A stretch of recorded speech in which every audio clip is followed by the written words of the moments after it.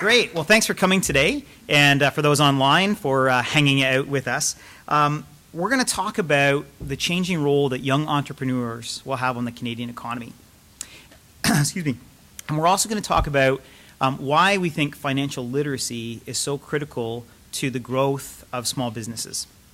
Before I do that, I'd like to take a minute just to thank some of those that have made today possible.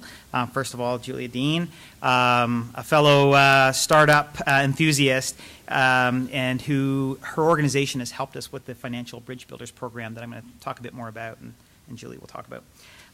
Dr. Sean Wise, I'm really thankful for you sharing your research and looking forward to your presentation. And Sean, for wherever you went to, for moderating the panel later today. But most importantly, for the participants of the Financial Bridge Builders program, there were 10 young entrepreneurs that participated and 4 pro-advisors, accountants that are helping with these groups to help us learn what it takes to help small businesses be successful. So a quick round of applause for all those folks. So today is all about really celebrating some of these top entrepreneurs, these millennials. And it's also about kicking off a dialogue around what we can do to help them be successful. The fact is that being an entrepreneur, it's tough work. Being a young entrepreneur is arguably even tougher. You know, all of us have, I suppose, certain preconceptions of what a millennial is, stereotypes that we have. The fact that they don't seem to want to work a 9 to 5 like many of us started off with is almost deemed as lazy. The fact that they're willing to jump around from job to job or even career to career seems like almost lack of focus. And that their focus on giving back and on the overall civic mindedness almost seems slightly naive. But I think personally that if we only deal at this level of these preconceptions of millennials, we'll miss the significant impact that they will have on the Canadian economy. And at Intuit, we're determined to understand what role they play in helping startups and how we can help them be successful. The fact is that they're going to have a significant impact on the Canadian economy. This is the biggest demographic shift that Canada will see since World War II. It's massive, that we will have close to 75% of the workforce in 2028 will be millennials. So the Gen Xers are now kind of moving into that retirement stage, and they're being backfilled by the Gen Yers. And quite frankly, they think a lot differently than we do. And so that's kind of what started off the research that we've done when we when we sent out a poll asking for the profile of small business startups. And what we were shocked to find was that millennials were twice as likely to want to start up a small business versus the average Canadian. So I'm going to come back to that. The millennials, as we defined it, is those between the ages of 18 and 33. Okay, so between 1980 and 1995.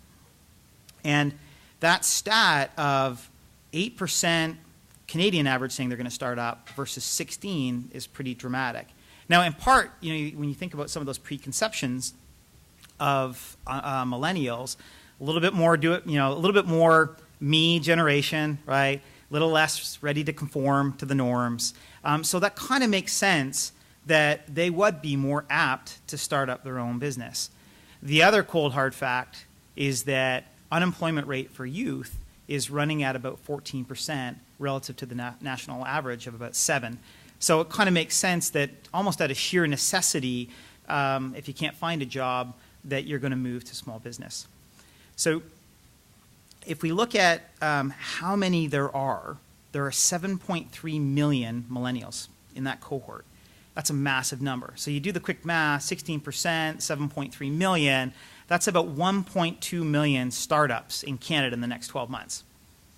Probably not likely. There's about 2.4 million small businesses in Canada right now. And StatsCan says that we have about 150,000 on average small businesses start up every year. So 1.2 million, 150,000, probably not likely. But even if it's off by 20%, if it's off by 50%, if it's off by 80%, it's a significant change in what startups are going to look like and what we all need to do to help them be successful.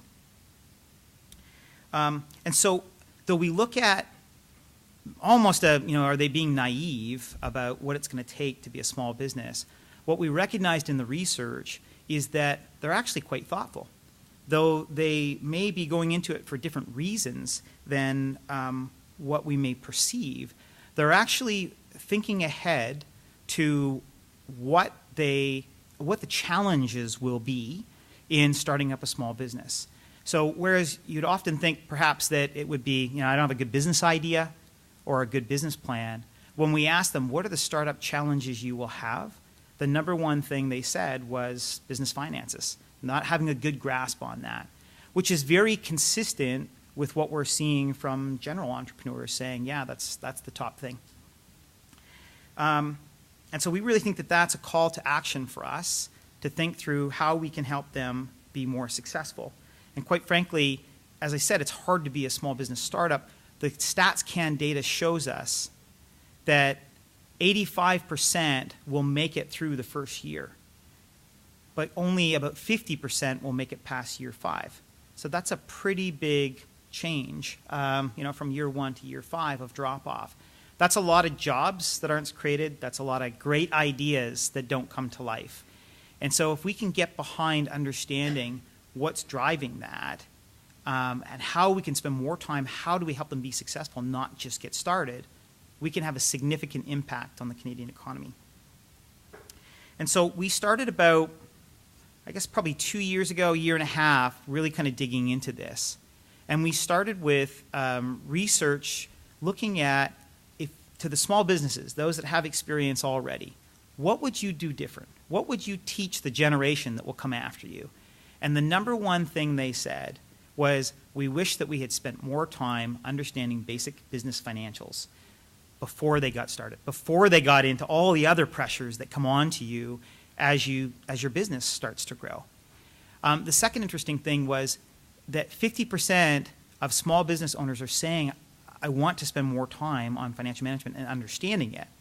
And yet only 11% of those actually reached out to an accountant, a trusted advisor, to help them when they got started. And the third thing is that of those that have kind of an advanced understanding of financial management, most of them are using tools like QuickBooks to help them manage, 5 times more likely than the average than using manual pen and paper. So recapping that, okay, they know it's really, really important. They wish that they had gone back and spent time. When they started, they didn't connect with those people around them that had the experience to help them, and they're not using the tools that help force the information in front of them and help them manage their time and manage their finances. And so we think that that's kind of one of the 3 key principles that we need to focus on to help small businesses be successful and really close that literacy gap. We did a little bit of research after that to see, okay, is this just perception? It's just that they think that they're not good at it.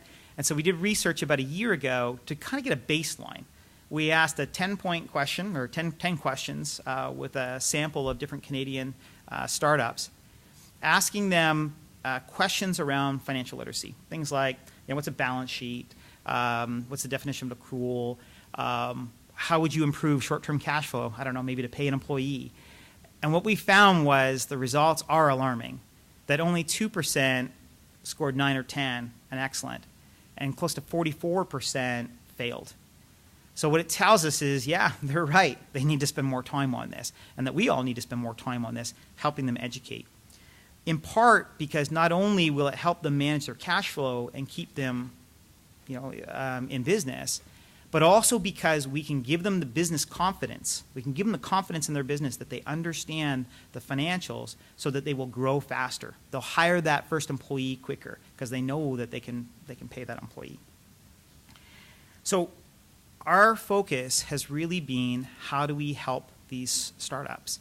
And really, Intuit's all about that, helping create that foundation, that financial foundation, helping to connect small businesses with the tools, their information to folks like the accountants or your lender so that you can have a real data-rich conversation around how to help grow your business. And so we think we're on to something with this kind of three-point thing. Give them the literacy. Help them get started with the knowledge early. Connect them to trusted advisors that can help them. And in particular, for millennials, that's important because they don't have that business experience. And then give them the tools that help push the information in front of them and help connect them so that their trusted advisors having real, again, data-rich conversations around the business. Those three things, we can have a significant impact in helping these millennials avoid the mistakes of the generations that have gone before them. And that if we do that, if we help these new small business startups and embrace the fact that they're going to be coming into the market in record droves, we can have a significant impact on how they help shape the Canadian economy. Thank you.